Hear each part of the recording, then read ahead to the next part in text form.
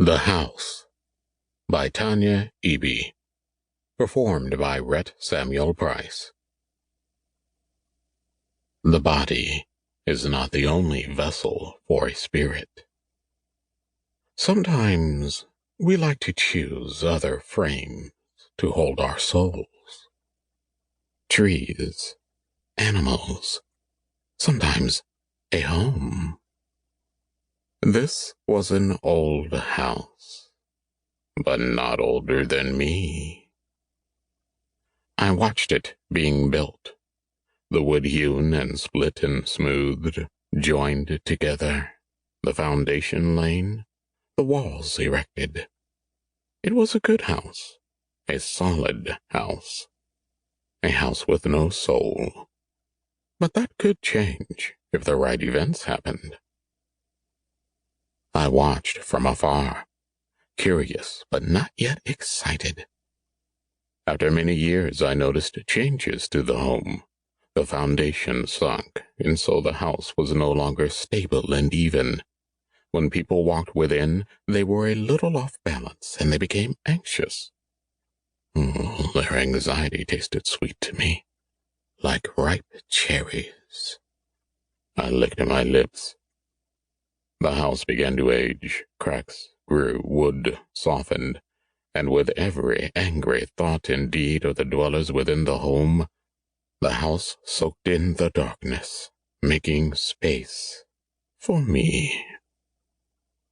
I slipped in quietly. There was so little room at first within the walls, and it was a tight fit. But then I began to feed on the anger and the hate and the anxiety of the occupants, and I began to grow, forcing my way through the very fiber of the wood.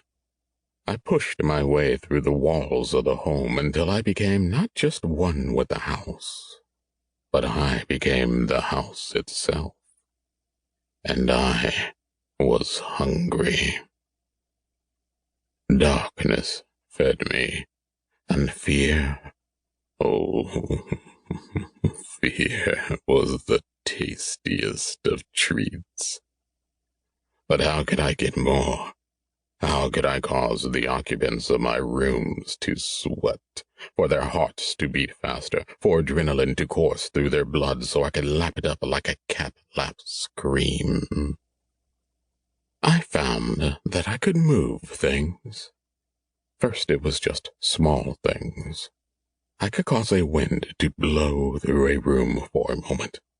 I scared a small girl, and she cried for her mother, and I sipped the fear down.